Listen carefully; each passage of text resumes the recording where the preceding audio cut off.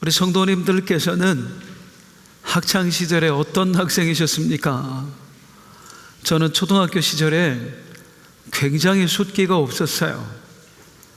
얼마나 숫기가 없었던지 혼자 슈퍼를 못 갔습니다. 부끄러워서. 5학년 때까지 제 동생이 함께 가줬어요. 그런 제가 학교에서 굉장히 부러워하는 대상이 있었어요. 걔네들이 그렇게 부럽더라고요. 누구였느냐면 선생님 심부름 하는 애들이요. 저희 때만 해도 아무한테나 심부름 안 시켰거든요. 한 반에 한 7, 80명씩 되는데 그 중에서 선생님 심부름 할 수 있는 애는 반장, 아니면 공부를 아주 잘하는 애, 그렇지 않으면 집이 좀 잘 사는 애, 그런 애들 아니고는 심부름 못했어요. 저는요, 공부도 못했고요, 집도 굉장히 가난했고요, 거기다 숫기도 없었고, 그래서 늘 기가 죽어서 지냈어요. 6학년이 되었는데 어느 날 선생님께서 이 세상에 저를 콕 집어 말씀하시는 거예요. 호승아, 돈 줄 테니까 슈퍼 가서 담배 한 갑만 사와라. 지금 말도 안 되는 얘기인데 그때는 그게 가능했습니다. 와, 내가? 나를? 나한테? 그래서 돈을 받고 나가는데 와, 갑자기 나도 모르게 어깨가 쫙 펴지는 거였죠. 애들이 막 부러워하는 게 느껴지는 거예요. 혼자 그동안 슈퍼도 못 갔던 애가 어디서 용기가 났는지 가서 아줌마 담배 한 갑 주세요. 그리고 사다가 선생님한테 딱 드리는데, 이야, 그때부터 아무도 저를 못 건드렸습니다. 쟤는 선생님이 심부름 시킨 애야. 온 우주 만물을 창조하신 하나님께서 우리에게 말씀하십니다. 너는 나의 기업이야. 아멘. 기업이 무슨 뜻이라고요? 한 가문을 먹여 살려주는 삶의 터전이에요. 한 가문을 유지시켜주는 근간이에요. 그래서 억만금을 줘도 절대로 팔 수 없는 것, 우리 가문의 보물 1호, 그게 기업이에요. 그런데 하나님이 우리에게 뭐라고 말씀하세요? 네가 내 기업이야. 아멘. 네가 내 보물 1호야. 아멘. 내가 하나님의 기업이다, 하나님의 보물 1호다 하는 증거가 뭡니까? 지난주 말씀에 두 가지 나왔어요. 네가 하나님의 기업이라는 증거, 첫 번째, 성령의 인치심. 인치심이 뭡니까? 헬라어로 스프라기조라고 해요. 로마 사람들이 이거 진짜야, 이거 내 거야 라고 할 때 거기다 표식을 남긴다고요. 우리 가문의 인장을 찍어서 거기다가 이건 진짜다, 이건 내 거다라는 표식을 남긴 거다고요. 이 인장 찍는 걸 스프라기조라고 해요. 인치심. 성령으로 인을 치셨대요. 하나님의 성령으로 성령을 내 속에 넣어주신 거예요. 아멘. 그리고 너는 내 기업이야. 아멘. 내 보물이야 하는 거예요. 아멘. 성령이 내 안에 계신다는 것만큼 내가 하나님의 귀한 존재라고 하는 확실한 증거가 있을까요? 얼마나 귀하면 그 안에 하나님 자신이 들어가시겠어요. 아멘. 얼마나 귀하면. 내 속에 성령님이 거하신다는 것만큼 내가 귀한 존재다, 하나님의 기업이다, 하나님의 보물 1호다라는 증거가 없어요. 그러면 내 안에 성령님이 계신다라는 걸 우리가 뭘로 알 수 있죠? 두 가지 말씀드려요. 첫 번째, 믿음.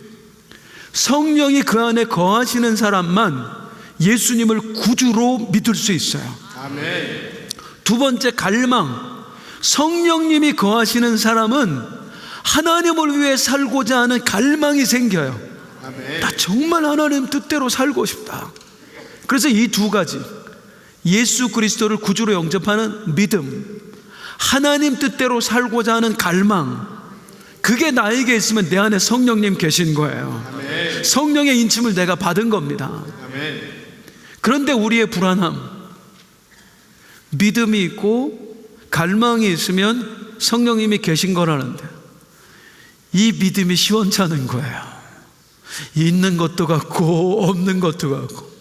옛날에 믿었었는데 갑자기 안 믿어지고, 갈망도 어느 순간 하나님을 위해 살고자 하는 그 갈망이 점점 옅어지고 있고, 성령님이 안 계신 건 아닐까?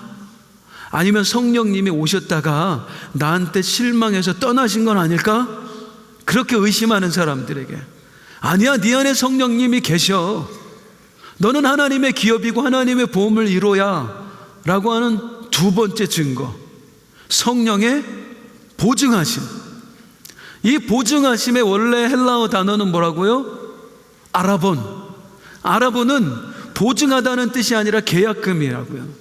무슨 말이냐면 하나님이 너와 구원의 계약을 맺으셨어.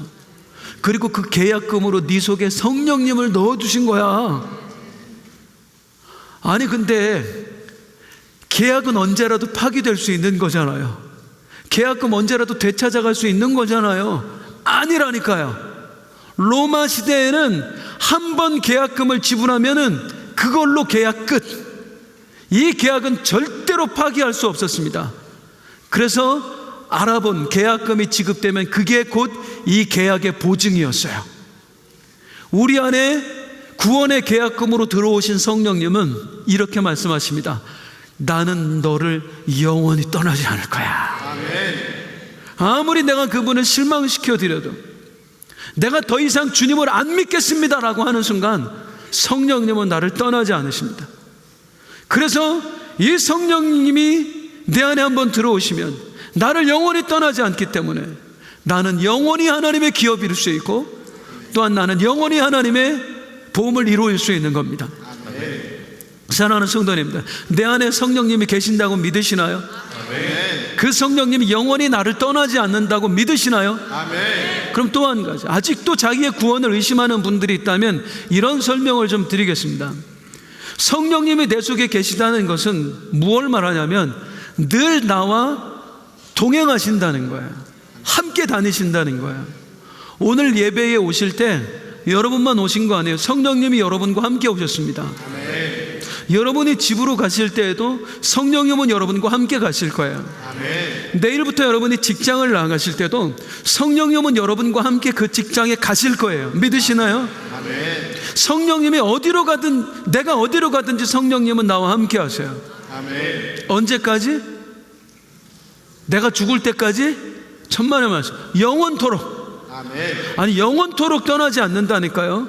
네가 죽으면 떠날 거야가 아니라 영원토록. 네가 죽어도 나를 떠나지 않을 거야. 네가 죽어서도 나는 너와 늘 함께 다닐 거야. 그렇다는 얘기는 뭐냐면 내가 지옥에 가도 성령님이 나랑 함께 가신다는 얘기입니다. 나를 떠나지 않으니까요. 그런데 성령님이 지옥에 갈 수 없어요? 없어요? 없지요. 성령님이 왜 지옥에 가셔요? 말도 안 되는 얘기죠. 그래서 성령이 거하시는 사람은 지옥에 안 가는 거예요. 성령님이 그곳에 안 가시기 때문에. 한번 성령님을 모셔드린 사람에게 구원이 취소되지 않아요. 내가 예수님을 안 믿겠다고 선언하지 않는 이상 절대로 날 떠나지 않으십니다. 다시 묻겠습니다. 내 안에 성령님이 계심을 믿으시나요? 아멘. 예수님을 구주로 영접하셨어요? 아멘. 하나님 뜻대로 살고자 하는 갈망이 있으세요? 아멘. 하나님 뜻대로 못 사는 때는 막 괴로우세요? 아멘. 여러분 안에 성령님 계신 거예요. 아멘. 여러분은 하나님의 기업입니다. 아멘. 하나님의 보험을 이뤄. 아멘. 뿐만 아니라 지금까지 에베소서에서 말씀했던 모든 구원의 그림, 예수님을 구주로 영접하신 여러분의 것입니다. 여러분은 하나님의 자녀입니다. 아멘. 하나님의 상속자. 아멘. 여러분은 죄에서 해방되었습니다. 아멘. 더 이상 죄의 권세자인 마귀가 여러분을 주장할 수 없습니다. 아멘. 여러분은 하나님 나라의 백성이 되었습니다. 아멘. 이제 우리의 왕은 예수님이세요. 아멘. 그리고 우리는 하나님의 기업입니다. 아멘. 하나님의 보험을 이뤄. 아멘. 자, 이 사실을 믿으신다면 그러면 이제 우리는 어떻게 해야 될까요? 내가 하나님의 자녀야, 나는 죄에서 해방되어서 나는 하나님 나라 백성이야, 나는 하나님의 기업이야 라는 사실을 우리가 믿는다면 이제 우리는 어떻게 해야 되는 걸까요? 이야, 나는 그런 존재야. 성령님이 날 떠나지지 않으니 내 구원은 절대로 취소되지 않아. 그리고 그냥 마음 편하게 살기만 하면 되는 걸까요?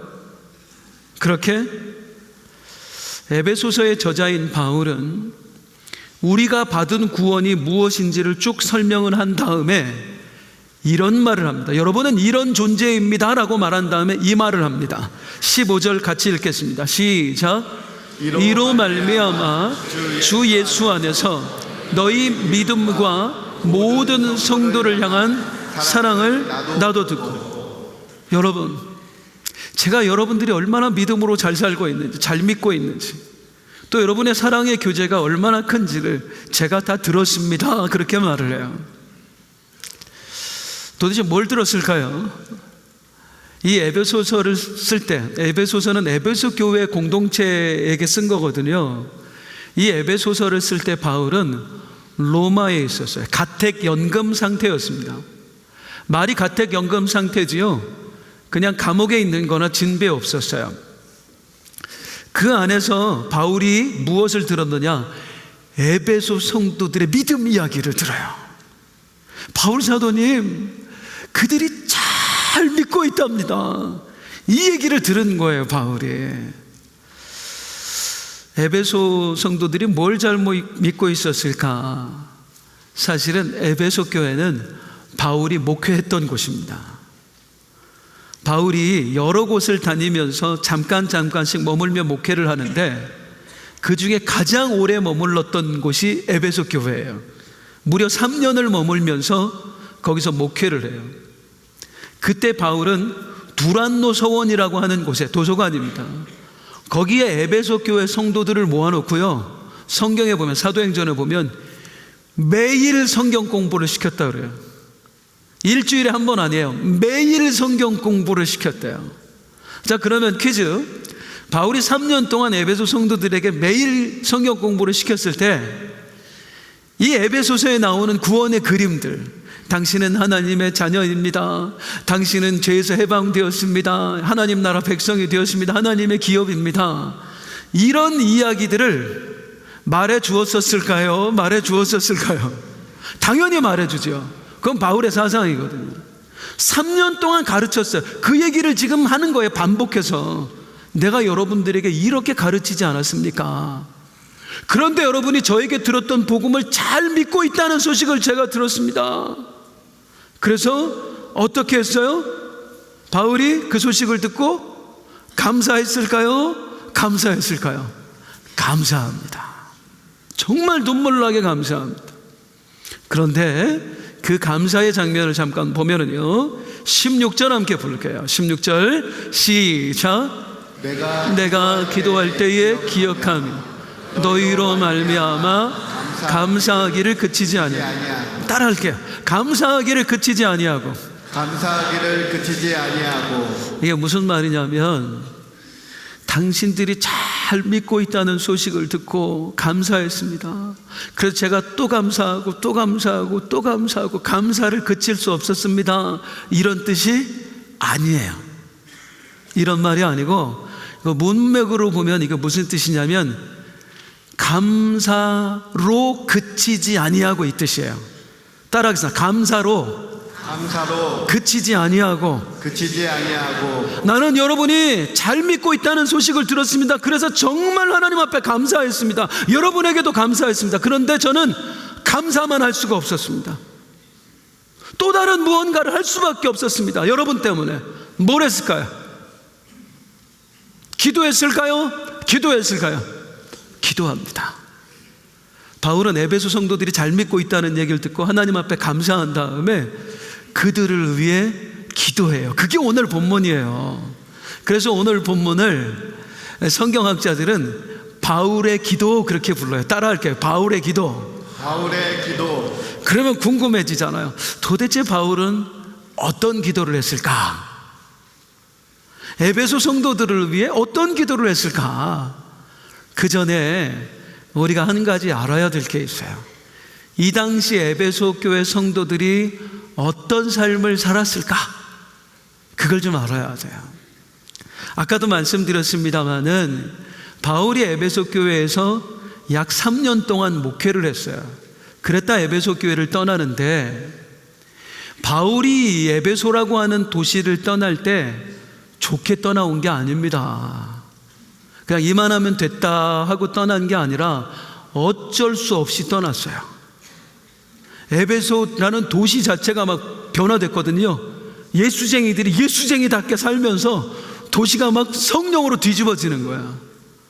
그러니까 예수 안 믿는 사람들이 우리가 더 이상 못 살겠다고 폭동을 일으킵니다. 그 폭동 때문에 위협을 받아서 어쩔 수 없이 바울이 에베소를 떠나요. 위험해서 떠난 거예요. 자, 생각해 보세요, 성도님들.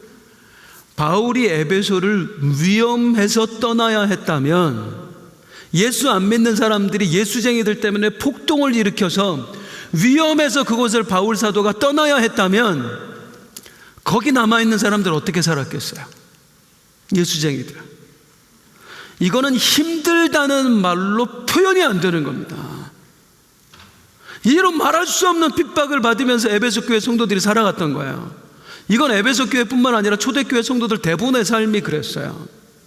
아직까지 본격적으로 예수 믿는 사람 잡아 죽이던 때는 아니에요. 이제 그건 좀 이따 시작됩니다.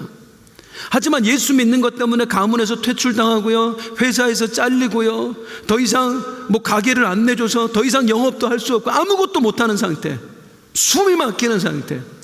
그게 에베소 교회 성도들의 삶이었어요. 그런 속에서 바울에게 들린 소식이 뭐냐면, 그렇게 힘든데도 이 사람들이 믿음으로 살고 있다. 정말 믿음을 잘 지키며 살고 있다. 서로가 서로를 격려하면서 사랑으로 우리 하나 됩시다, 믿음 지키며 삽시다, 이러고 살고 있다. 그래서 뭐 했어요, 바울이? 감사합니다. 하나님 정말로 감사합니다. 그리고 에베소 교회 성도님들 정말 감사합니다. 믿음 잘 지키고 살아줘서 감사합니다.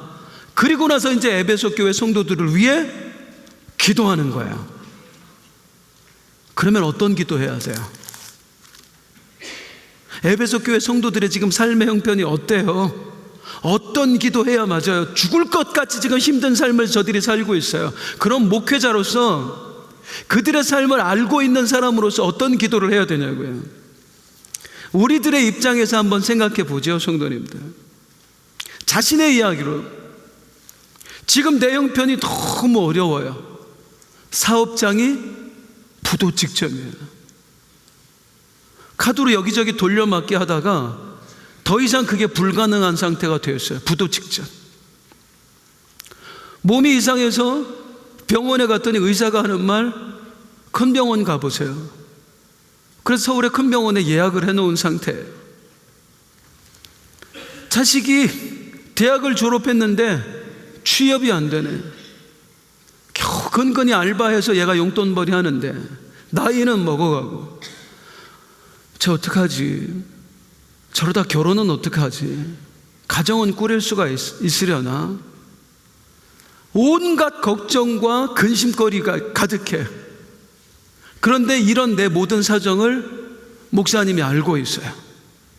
기도 부탁을 해서 목사님이 내가 얼마나 힘들게 사는지 다 알고 있어요.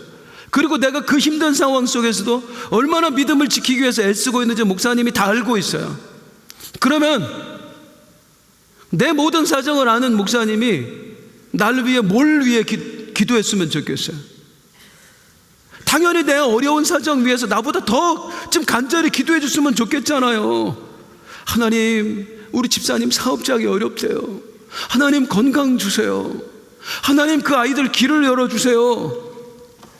이렇게 기도해 줬으면 좋겠잖아요. 하물며 에베소 성도들은 그런 우리가 당하는 고난은 아무것도 아닐 정도로 힘든 삶을 살고 있는 거예요.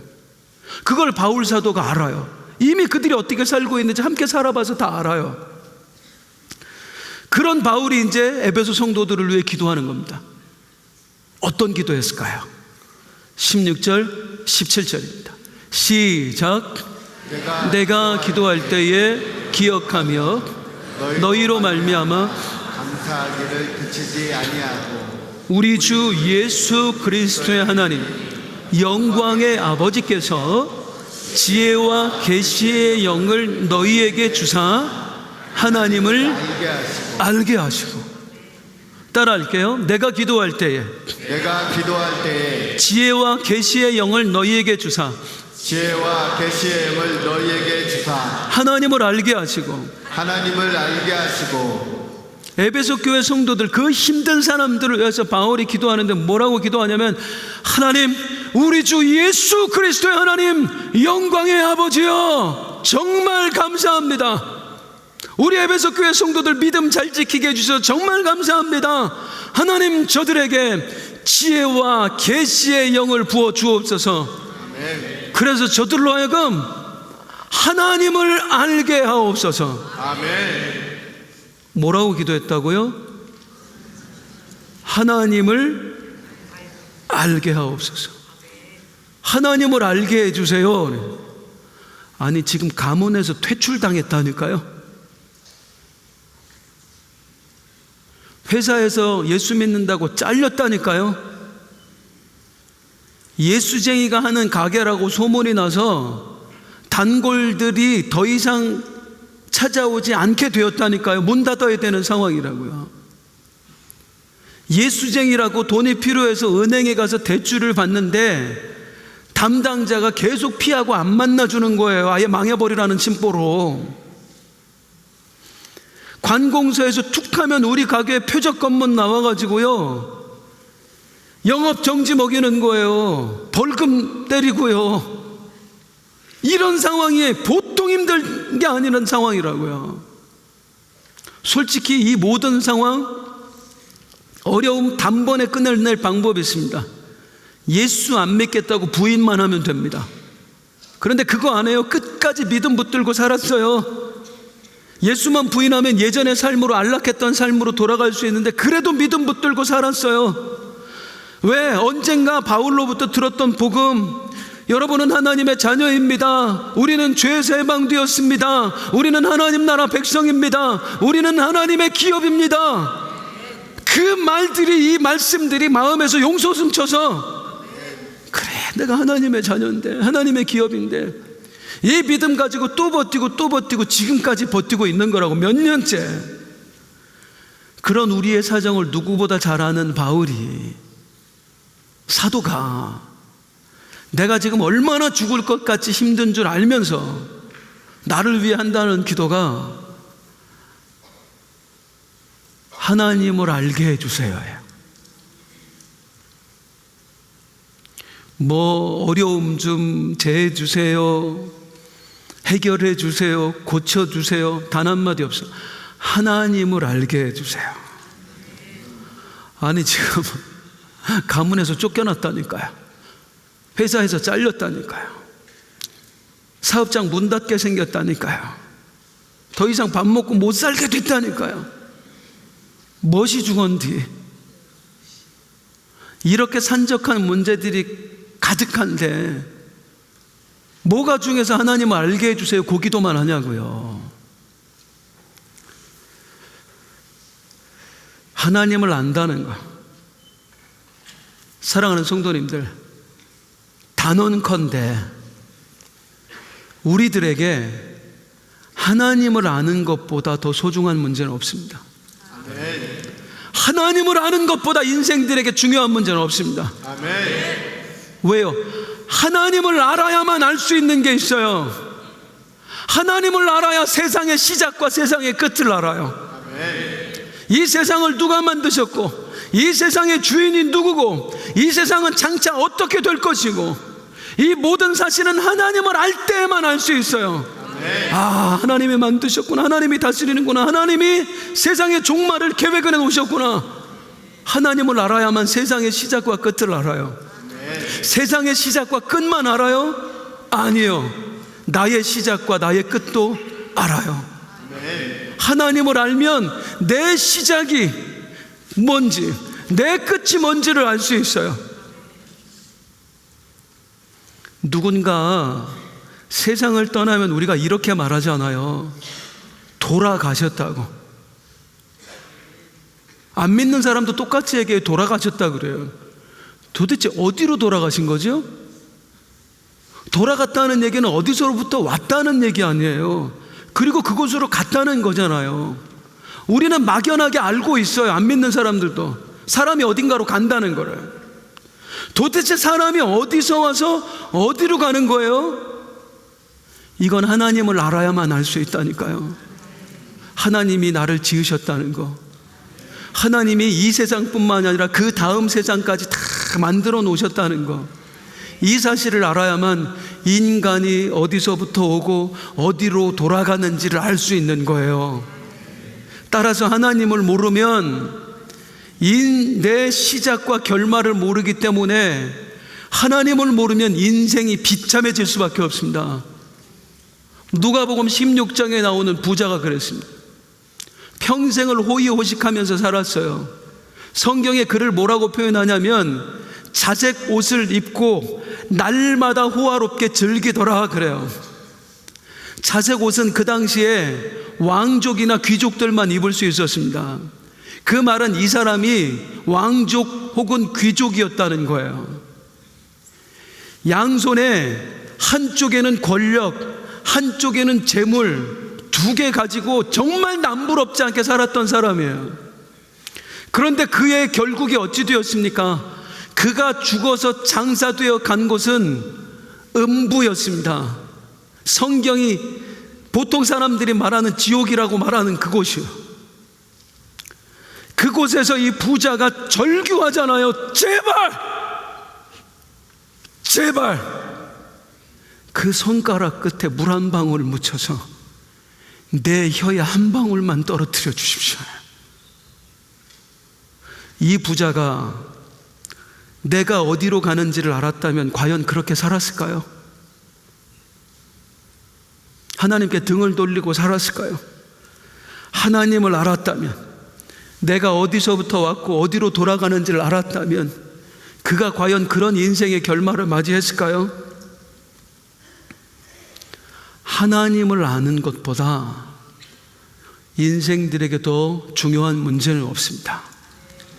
그래서 호세아 4장 6절은 뭐라고 말씀하냐면 내 백성이 지식이 없음으로 망하는도다.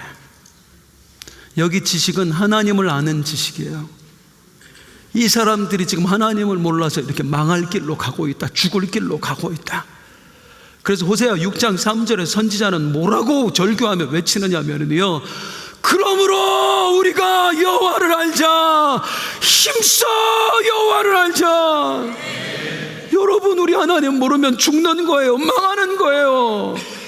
우리는 하나님을 알아야 됩니다 라고 얘기하는 거예요.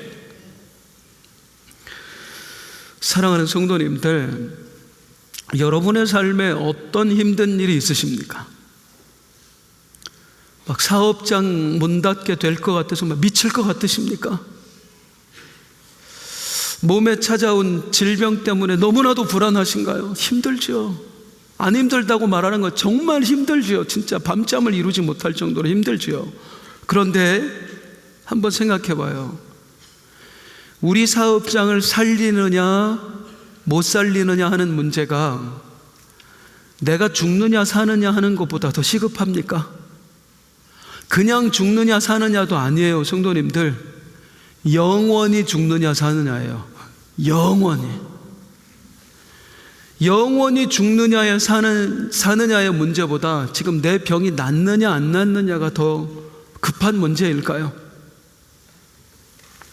내 자식 취업을 할 수 있느냐 없느냐가 내 자식이 장차 천국에 갈 수 있느냐 없느냐보다 더 중요한 문제예요. 진짜 중요한 문제가 있다고요. 우리 삶에는 내 눈에 보이지 않는 진짜 시급하게 해결해야 될 문제가 있다고요. 그게 하나님을 아는 거예요. 바울의 눈에는 그게 보이는 거예요. 이 성도들의 삶이 얼마나 힘든지를 알아. 나도 마음이 아파. 그래서 그런데 그보다 더 중요한 문제, 그보다 더 시급한 문제가 바울의 눈에는 보이는 거예요. 그래서 뭐라고 말해요? 여러분, 하나님을 알아야 돼요. 아멘. 나는 여러분을 위해 그걸 기도하고 있어요. 여러분의 어떤 인생의 문제가 해결되기보다, 여러분의 질병이 낫기보다, 여러분의 사업장이 다시 일어나는 것보다 저는 여러분들이 하나님을 더 알기를 기도하고 있습니다. 아멘. 이게 바울의 절규입니다. 아멘. 즉 바울은요, 나는 여러분이 하나님을 더 알기를 위해 기도하고 있습니다. 이 말을 통해서 뭐 하고 있느냐면 성도들을 일깨우고 있는 거예요. 여러분, 더 중요한 문제가 있습니다. 여러분이 아파하는 그 문제보다 더 중요한 문제가 있습니다. 여러분이 해결하고 싶어하는 그 문제보다 더 시급히 해결해야 되는 문제가 있습니다. 이걸 알려주고 싶은 거예요, 지금. 물론 성도들이 믿음으로 열심히 사는 거 알아요. 그래서 감사해요. 그런데 바울은 이 이야기를 통해서 성도들에게 외치는 겁니다.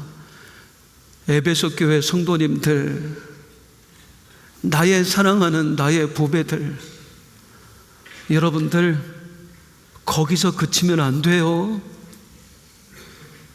그냥 그 정도 믿는 것으로 그치면 안 돼요. 더 하나님 아셔야 돼요. 더 잘 믿어야 돼요. 더 믿음으로 사셔야 돼요. 왜 이렇게 말할까요? 아니 어차피 천국은 보장됐잖아요. 어차피 믿음 있잖아요. 그런데 왜 더 잘 믿어야 되는 게 필요하죠? 눈에 보이지 않는 존재가 있기 때문입니다. 마귀가. 이 마귀가 나를 그냥 두지 않는 거예요. 하나님의 자녀된 나를, 죄에서 벗어난 나를, 하나님의 백성된 나를, 하나님의 기업된 나를 다시 자기 소유물로 삼으려고 몸부림치는 거예요. 예수 부인하게 만들려고 온갖 핍박을 당하면서. 그걸 바울이 아는 겁니다. 우린 눈에 보이지 않는 영적 싸움이 있다는 걸. 그래서 여러분, 지금 믿음, 구원받을 믿음 맞습니다. 그런데 그걸로 만족해서는 안 됩니다. 왜냐하면 우리는 언제든지 넘어질 수 있거든요. 그래서 바울이 나는 여러분이 하나님을 더 알기를 위해 기도하고 있습니다.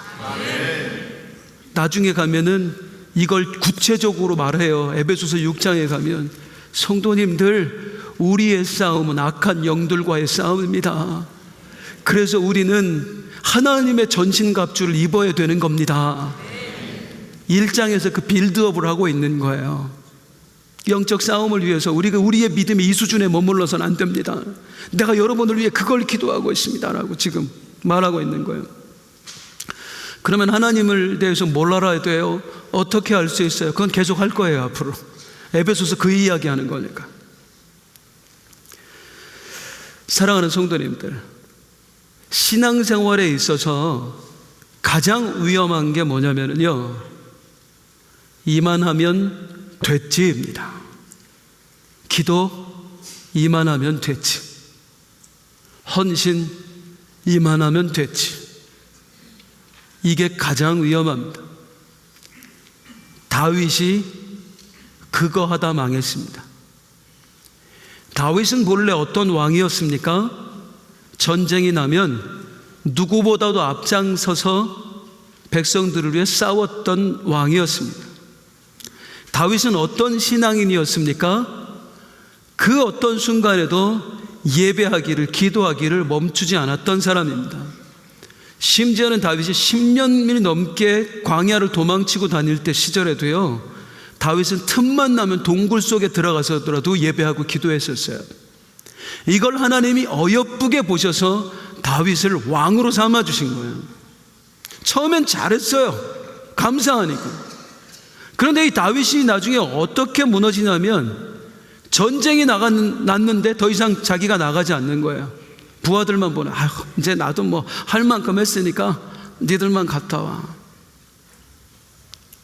늘 시간을 정해서 예배하고 기도하던 사람이요, 온종일 침상에서 나오질 않아. 낮잠 자느라고.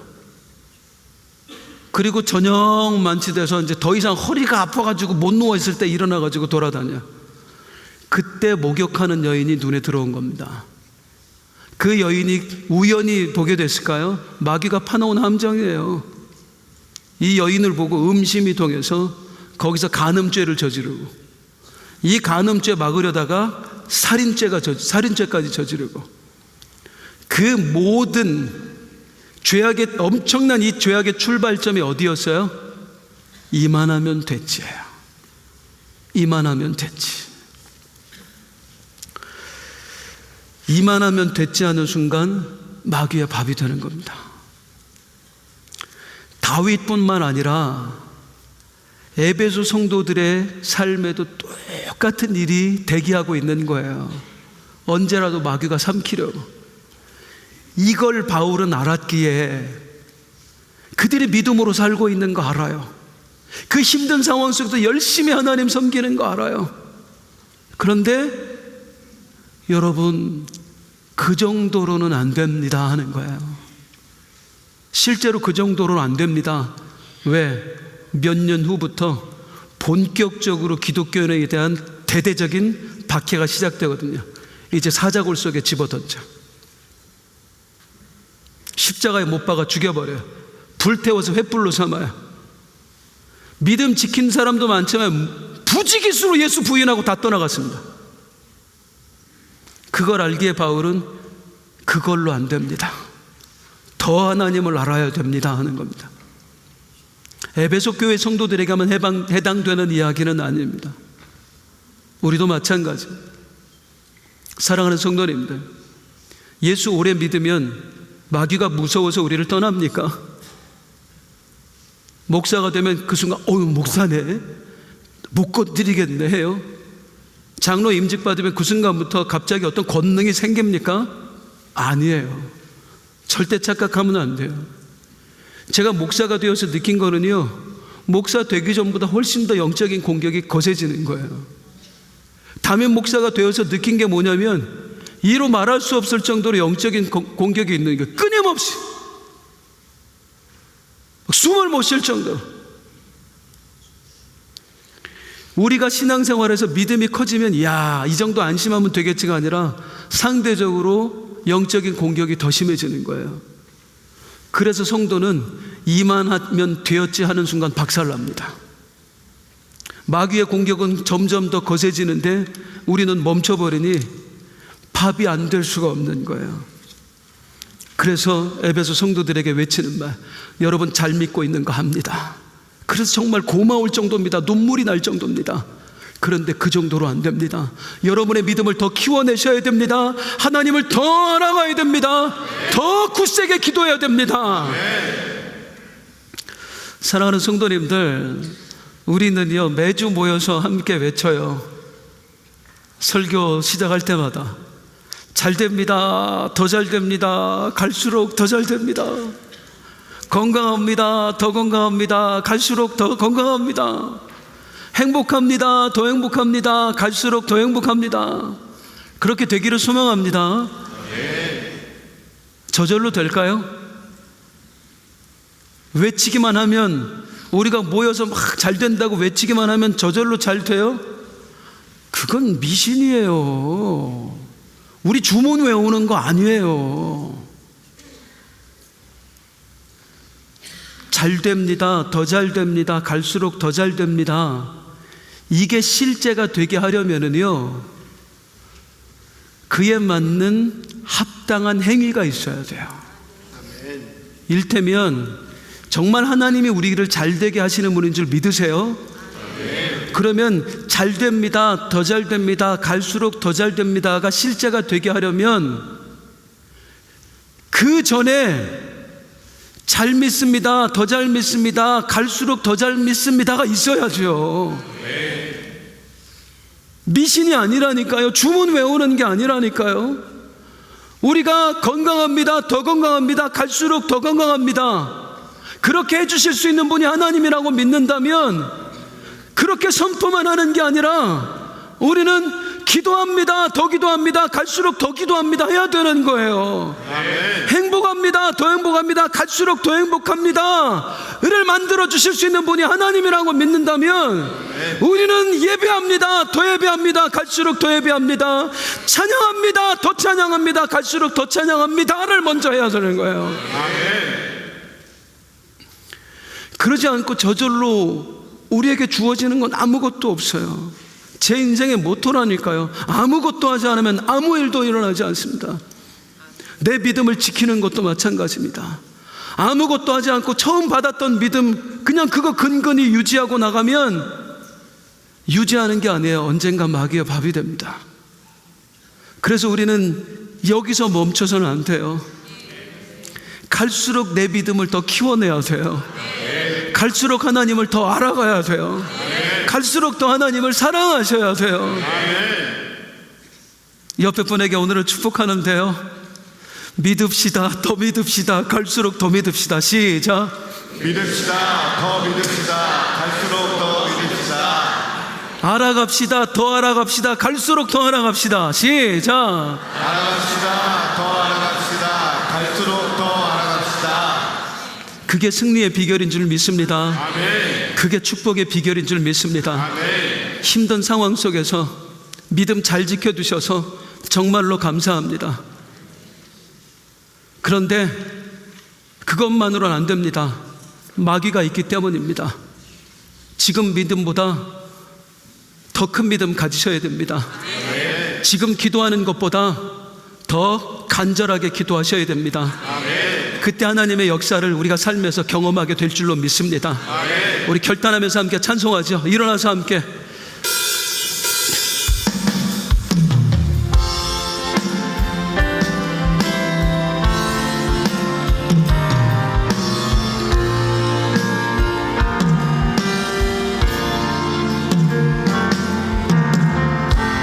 오늘 하루 내게 일어날 일을 내 작은 지혜로 세상 그 누구도 다 할 수 없지만 나의 모든 길 주의 손에 있으니 무슨 일을 만나도 저녁이 되면 나는 찬양하리라.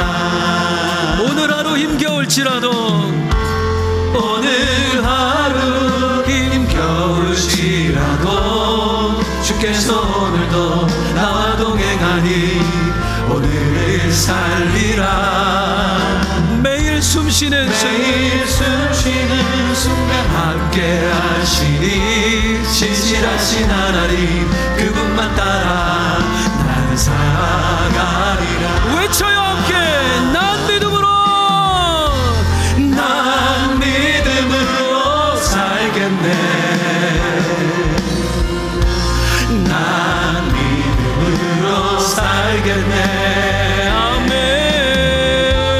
난 믿음으로 살겠네. 오늘 하루 난 믿음으로 살겠네. 난 소망으로 살겠네. 소망으로 살겠네. 난 소망으로 살겠네. 아멘. 난 소망으로 살겠네.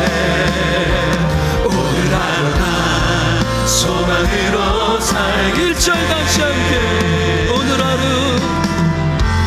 오늘 하루 내게 일어날 일을 내 작은 지혜로 세상 그 누구도 다 할 수 없지만 주의 손에 있어요. 나의 모든 걸 주의 손에 있으니 무슨 일을 만나도 저녁이 되면 나는 찬양하리라. 힘겨우세요. 오늘 하루 힘겨워도 오늘 하루 힘겨울지라도 성령님 나와 동행하세요. 나와 동행하니 오늘을 살리라.